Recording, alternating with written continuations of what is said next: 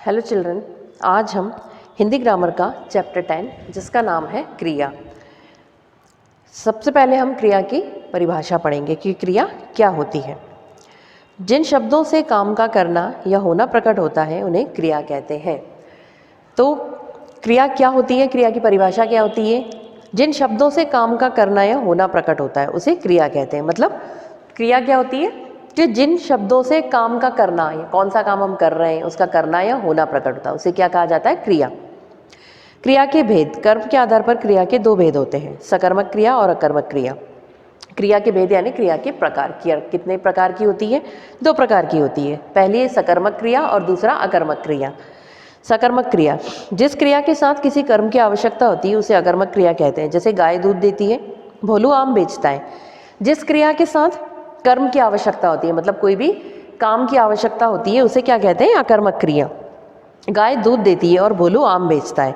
इन वाक्यों में दूध तथा आम कर्म है, अतः इन वाक्यों की क्रियाएं सकर्मक क्रियाएं हैं। सकर्मक क्रियाओं में क्या होता है? कर्म की आवश्यकता होती है। जैसे गाय दूध देती है और भोलू आम बेचता है, ये इसके उदाहरण है। तो इसमें दूध और आम क्या हो गए? कर्म हो गए। फिर यदि इन वाक्यों में कर्म हटा दिया जाए तो वाक्यों का अर्थ स्पष्ट नहीं हो सकेगा। सकर्मक क्रिया के साथ कर्म का प्रयोग अवश्य होता है। सकर्मक क्रिया में क्या होता है? कर्म का प्रयोग जरूरी होता है, अवश्य होता है। फिर नेक्स्ट है अकर्मक क्रिया, बिना कर्म का। अकर्मक क्रिया होती है बिना कर्म, मतलब इसमें कर्म की आवश्यकता नहीं होती है। जिन क्रियाओं को अपना अर्थ पूरा करने के लिए कार्य की आवश्यकता नहीं होती उस और क्रिया का फल सीधा कर्ता पर पड़ता है, उसे अकर्मक क्रिया कहते हैं। जैसे बच्चा रोता है, पिताजी हंसते हैं, कुत्ता भौंकता है। इसमें वाक्य में कर्म की पहचान करने के लिए उस वाक्य की क्रिया में क्या या किसको लगाकर प्रश्न करने पर उत्तर में जो शब्द आता है वही क्रिया का कर्म होता है। यदि ऐसे उत्तर में कोई शब्द प्राप्त नहीं होता, क्रिया का कोई कर्म नहीं होता और क्रिया अकर्मक होती है। अब देखिए, अकर्मक क्रिया में क्या है? कर्म की आवश्यकता नहीं होती है, अपना अर्थ पूरा करने के लिए कार्य की आवश्यकता नहीं होती और क्रिया का फल सीधा किस पे पड़ता है? कर्ता पर। मतलब कर्ता यानी जो काम करने वाला है उस पर पड़ता है। बच्चा रोता है, पिताजी हंसते हैं।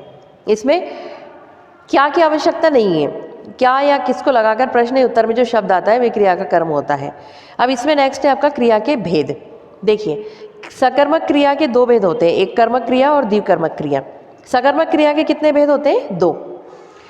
जिस क्रिया का फल केवल एक ही कर्म हो, जिस क्रिया का केवल एक ही कर्म हो उसे एक कर्मक क्रिया कहते हैं। जिस क्रिया का केवल एक ही कर्म होता है उसे क्या कहते हैं? एक कर्मक क्रिया। जैसे रवि गेंद खेलता है, मनीषा पुस्तक पढ़ती है। इन वाक्यों में एक कर्म गेंद और पुस्तक, अतः दोनों वाक्यों की क्रियाएं क्या है? एक कर्मक है। फिर नेक्स्ट है द्विकर्मक क्रियाएं। जिस क्रिया के दो कर्म हो, मतलब उसमें दो काम हो, दो कर्म हो, उसे क्या कहते हैं? हम द्विकर्मक क्रिया। मुझे आम दिया, उसने मुझे आम दिया, मुझे और आम दो कर्म है इसमें। फिर श्वेता ने हमें कविता सुनाई। कर्म हमें और कविता, ये दो काम हो गए इसमें कर्म। तो इसमें क्या ये हो गई? द्विकर्मक क्रिया है। इन वाक्यों में दो वो कर्म है, पहले वाक्य में मुझे और आम तथा दूसरे वाक्य में हमें और कविता कर्म है, इसलिए इन वाक्यों की क्रियाएं क्या है? द्विकर्मक क्रियाएं हैं।